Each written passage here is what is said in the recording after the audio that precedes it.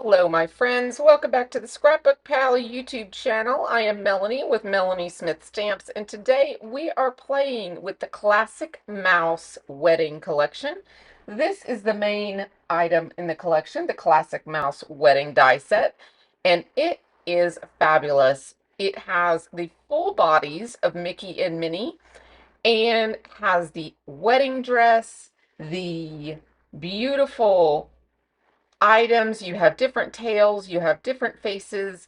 It is absolutely fabulous, all the way down to the ladies' eyelashes. I just love it. It's adorable. Then you have the Happiest Place Press and Foil. This is a background plate, full A2 size. Absolutely gorgeous. You could press or foil this and it would make a beautiful backdrop. Now, with today's video, we are going to be using these Classic Mouse Wedding sentiments for our project. It's what I call a one and done press plate and die set, which means you press or foil one time and then die cut all of them all at once, which you'll see here in the video. Then for our focal point, we are going to be using the Classic Mouse Wedding Accessory Set.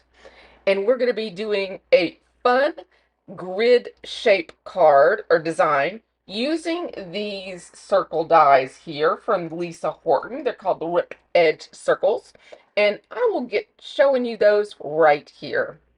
So these are the little circles I used. I did not use the smallest one. I used the next three sizes up. And I'm just building the basic circle here using a white on the inner piece and then two other colors like a soft teal and purple. Both of these are from the Spellbinders color wheel cardstocks. And as you see here, this little die set from this flower bouquet has a little tiny etched area there in the center that helps you line those up. Now I cut each of these flowers out from two colors of purple cardstock, and I'm just giving this light colored one a haircut and trimming it down so I have two small flowers, and we're going to layer those on top of this bouquet. It's always okay to make little tweaks and changes to your projects and to your die cuts to make it your own. And I thought this would be cute to have two different colors instead of just the one colored flower, just for a little layering effect. Plus, I wanted to add this little tiny heart from the die set right here at the base of the flowers, right between where the stems start and the flowers begin. So now I'll just attach that to this first circle, and we will have our first one done. Now, for this second one, I am using the beautiful ring set. Now, I've chose two card stocks from my stash. They're specialty cards. One is a gold foil, and the other is just this brilliant, glittery, like chunky glitter paper that I just thought would be perfect for the diamond. Now, everybody has stuff like this in their stash, so just dig through your stash and find your metallics and use those for this project. Now, here is the bell. I'm using the same papers on them. I'm using the chunky glitter for the rim and the bell part here hanging from the large portion of the bell. My tongue is getting twisted there. But so the ring and the bell coordinate. And I'm going to do them opposite diagonally from top to bottom so that that gold and silver balances in my card. So I'm just going to real quick make all of these circles up so you don't have to sit and watch me do that duplicate work. And now we're going to create the champagne glass and the champagne bottle. So I chose those same color scheme, and we're using the light turquoise for the label. And then I've got a little piece of gold for the wrapper. And then I'm going to add another little tiny heart to this bottle as well, just as a little tiny label there in the center, which I thought these little tiny hearts are so adorable. You could just flutter them all around if you wanted to. So, so precious. So there's our little champagne bottle. And then for the glass, I used gold and silver foil card. And I used the gold for the champagne and the silver for the glass itself. So that gives us our champagne glass. Now I'm going to go ahead, while that's drying under the block, I'll go ahead and adhere our ring set. Here is the man's ring, which is just a gold band, and then the gorgeous diamond ring for the lady. So, so pretty. I'm using my reverse tweezers here just to help with placement. They are always handy to have when you're using little die cuts. I often forget to use them at times, and I get my fingers so sticky with all the little glue, but I do love using reverse tweezers. They really do help the process. So I'm just going to attach the wine glass and the champagne bottle. And oh, we have all 4 of our grid pieces now. So now we just need to show them there on the card the way they're going to look, and we're going to make our sentiments real quick. I'm going to use the Spellbinders Glimmer machine.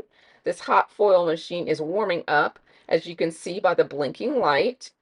So I'm just going to be preparing my paper here. I always put the shiny side down to the foil plate, and the gray side of the foil is the glue side. So you want that always facing your paper.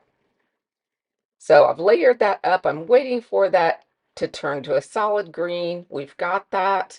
Now I'm just going to pull up my die cut machine, my Platinum 6, and run that through. Now this is sped up, so that looks a little fast. You do want to go a little slower than that when going through your Platinum 6 to make sure you have complete adhering of the foil to the paper.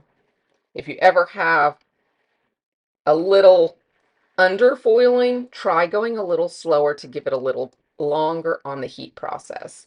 So I die cut those off screen, and then I'm doing this again on a dark purple cardstock.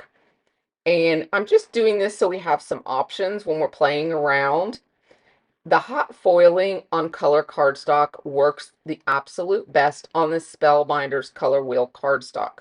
So I am leaving a link to that in the description below because it always foils so beautifully. So right here, I'm showing you the one and done, how it's die cut all in one piece, and it just pops out so beautifully. I just love that. So now we have both sets of our dies, and I also have an extra blank cut out of white paper so we can stack these to make it a little higher to match the rest of our grids, so we have the same height without using foam. So I'm just kind of playing it around, and as I was seeing the purple and gold on there, I felt like it was a little dark, so I decided to use the purple as a background layering piece, since we were using the darker purple as a layering for the whole entire card. I thought that coordinated really well. So we're using the Mr. and Mrs. sentiment, and then here's the blank that I had cut. We're going to place that on the back of the purple. And then we had just a little edge of purple peeking out there as our border to our sentiment, which ties the sentiment into the rest of the card. So here is the finished card. I'm just going to now glue the 4 items on, which is a 4-piece grid pattern. And now this pattern of card can be used with any theme card that you have. Any kind of small dies, any kind of pattern papers, you can use squares, you can use anything like that to create a grid form card. They can be on a 5x7 and you make more of them. This is an actual A2 size card, so I only have 4, but you could do 6 and then have a sentiment on top. There are so many options with this style card. So that's why I wanted to share this with you today, to just give you a design idea, something that you could use moving forward and be able to coordinate and customize to the items that you own and that you love. So I hope you enjoy this. I will see you in the next crafty video.